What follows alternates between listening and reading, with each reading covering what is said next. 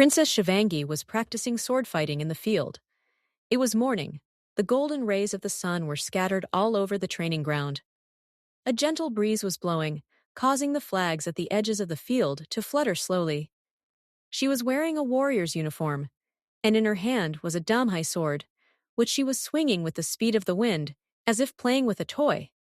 Her sword sliced through the air with each strike, producing a sharp sound.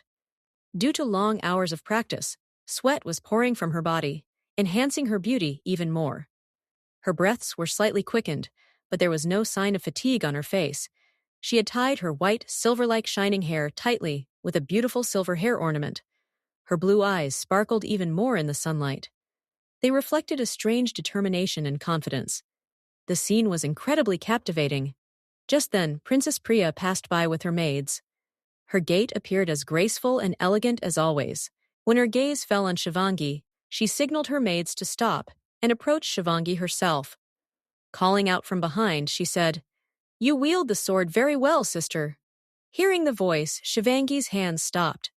She slowly turned around to look. Priya stood there with a sweet smile. It had been quite some time since she had come to the palace, and she had tried to talk to Shivangi several times, but Shivangi had never paid much attention to her. Now, when Priya called out, Shivangi simply turned back and started to walk away without saying anything. Priya tried to speak again. "Sister, will you teach me to wield the sword too?" But Shivangi interrupted, saying, "We need to complete our practice. Please leave." Her voice was calm, but a clear distance could be felt in it. However, Priya did not budge. She stubbornly stood her ground. Seeing this, Shivangi began to move forward to continue her practice. Just then, Priya said something that made her steps suddenly halt. The entire atmosphere seemed to quiet for a moment. When Shivangi turned back to look at Priya, her innocent smile had now transformed into that of a cunning fox. There was something in her eyes that was difficult to comprehend.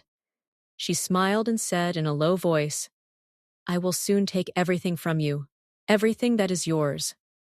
For a few moments, their eyes locked onto each other. Shivangi replied in a cold tone, "It is not so easy to take anything from us, nor do we like to give anything of ours to anyone." The warning in her voice was clear. As Shivangi turned back, Priya made another jab. "You must be very good at dance and music, right?" Shivangi did not respond, but Priya did not stop there. With an even wider smile, she said, "After all, your mother was a dancer." Hearing this, Shivangi's anger surged. Her eyes turned deep red. The pain and humiliation that had been buried within her for years came rushing out in an instant. In the next moment, she raised her sword and brought it to a stop near Priya's neck with lightning speed. The blade was just inches away from her skin. Shivangi glared at her with rage. There was such fury in her eyes that anyone could be terrified. Just then, Priya suddenly screamed loudly, "Ah, help!" Hearing her scream, soldiers standing at a distance rushed towards them. In just a few moments, chaos erupted there. Then a maid came running and said in a panicked voice, "Princess Shivangi, if Princess Priya has made any mistake, please forgive her. She is not aware of many things here. But raising a sword is not right." Hearing this, Shivangi's brows furrowed. She said in an angry tone, "We decide when, where, and what to do. We do not like anyone teaching us. Stay in your limits." Her voice was so harsh that many present there flinched. Saying this, she stormed out in anger. Priya looked at everyone present with teary eyes. Tears sparkled in her eyes, and her face looked as if she had been deeply hurt. In a slow and trembling voice, she said, "We have upset her. It is all our fault. We should not have said that." Saying this, she lowered her head.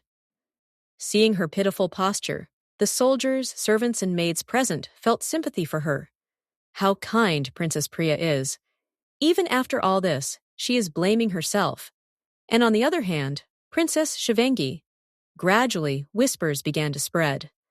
No one openly said anything, but the negative feelings towards Princess Shivangi were deepening in people's minds. Meanwhile, Shivangi had reached her chamber. Her fists were tightly clenched. She knew very well that Priya had deliberately insulted her mother. But even more painful was the fact that, as always, no one had even tried to listen to her. After some time, this matter reached the king. When he was informed that Princess Shivangi had drawn her sword and threatened Priya, he immediately ordered that Shivangi be summoned to him. In the evening, Shivangi arrived at the king's office. The atmosphere in the room was serious as always. The king was sitting in his chair, looking over some documents. When Shivangi entered, he glanced at her once and then placed the documents on the table. Without hearing the full story, he said in a stern tone, "Let nothing like this happen again. You may go now." That was it. No questions, no explanations, no attempt to understand what had actually happened. Shivangi stood there for a few moments. For a moment, hope flickered in her eyes that perhaps this time her father would listen to her. But that hope shattered too. She slowly bowed her head and quietly walked out. Another wound had been added to her heart. Time passed in this manner. Priya would provoke Shivangi in some way or the other every time, making her angry, and then would play the innocent to win everyone over to her side. Gradually, the people of the palace began to feel that the root of all the problems was Shivangi, while Priya was just a naive and kind princess. At least that is what everyone saw. One day, some maids of the palace were cleaning a large hall. While cleaning, they were also chatting among themselves. Initially, the conversations were normal, but gradually the topic shifted to Princess Shivangi. Then one of the maids, who was considered close to Priya, said in a sarcastic tone, "Princess Shivangi's arrogance is increasing day by day. What does she think that just because she is a princess she can do anything?" The second maid replied, "You are right." The first maid immediately added, "Princess Priya is also a princess, but she talks to us so nicely. She never gets angry at anyone."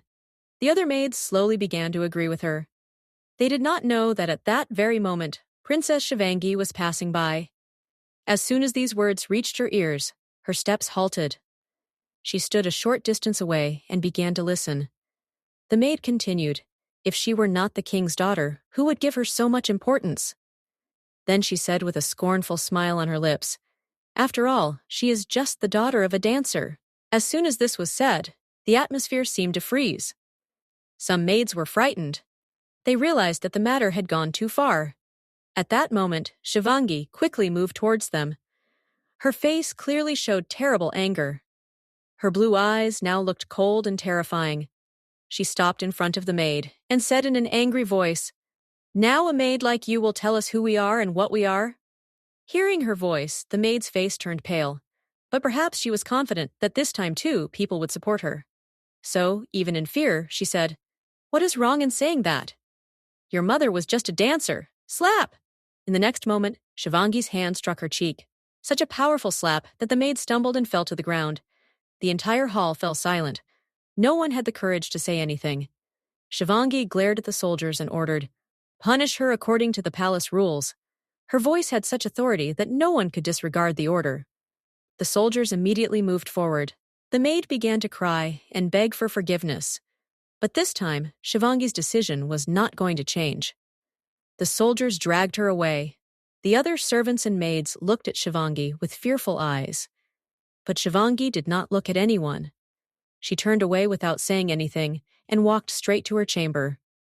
Although she appeared as stern as always from the outside, a storm was raging in her heart. The insult to her mother, she could never tolerate it.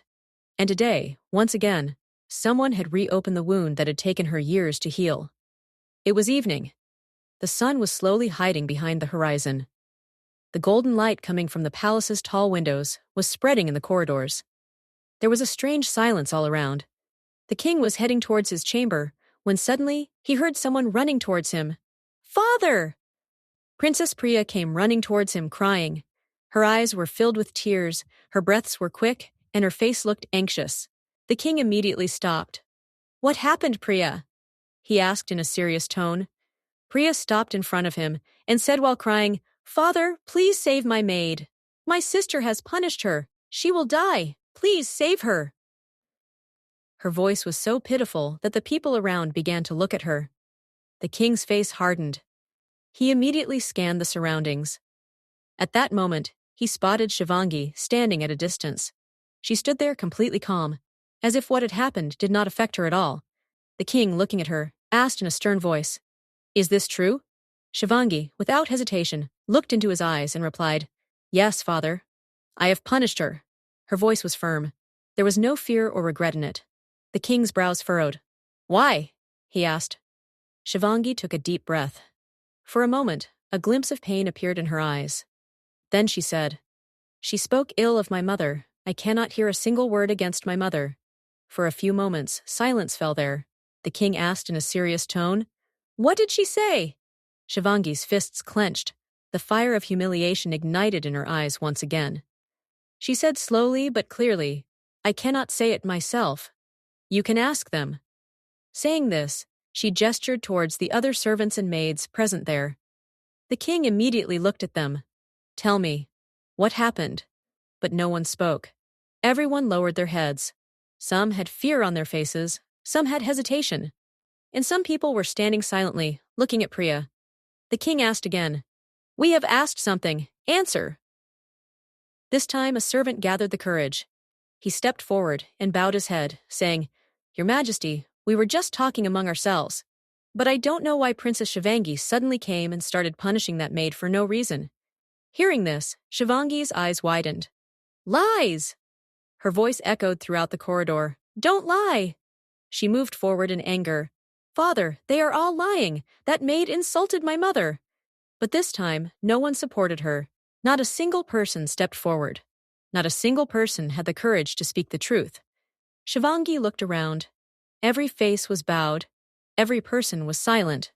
And that silence was the biggest answer for them. She suddenly realized no one in the palace was on her side anymore. Her breaths became heavy. The loneliness and pain that had accumulated in her heart for years began to resurface. She was about to say something more when suddenly, crack! A sharp sound echoed throughout the corridor. Time seemed to stop for a moment. Shivangi's face tilted to one side. The king's hand had struck her cheek. Silence fell over the entire palace. No one could believe what had just happened. Shivangi stood there for a few moments. Her eyes were wide with astonishment. Her cheek was burning, but far more pain was in her heart. This was not the first time her father had rejected her. But today he had punished her without listening to her. The king spoke in anger. Enough! Years of repressed anger reflected in his voice. "We are fed up!" Shivangi slowly looked at him. There were no tears in her eyes, just a strange emptiness. The king said in a stern voice, "You will stay alone in the old chamber of your palace for a month." He continued, "You will not be allowed to go outside. You will not be allowed to meet anyone. And until we say so, you will stay there." Everyone was stunned. A month of solitary confinement. This was not a small punishment, but the king's decision was final. Priya lowered her head. Although sadness was visible on her face, for a moment, a glimmer of satisfaction appeared, and then vanished in the depths of her eyes. Shivangi noticed this. She said nothing. Neither did she defend herself, nor did she beg for mercy, nor did she protest. She just stood there quietly. After a few moments, she slowly bowed her head and left without a word. The sound of her footsteps gradually echoed in the corridor, until she completely disappeared. That night, in the solitary chamber of the old palace, only one lamp was lit. Shivangi stood by the window, looking at the dark sky outside. The moon was hidden behind the clouds. There was no expression on her face, but something had changed in her eyes. Something that had never been there before. She slowly clenched her fist.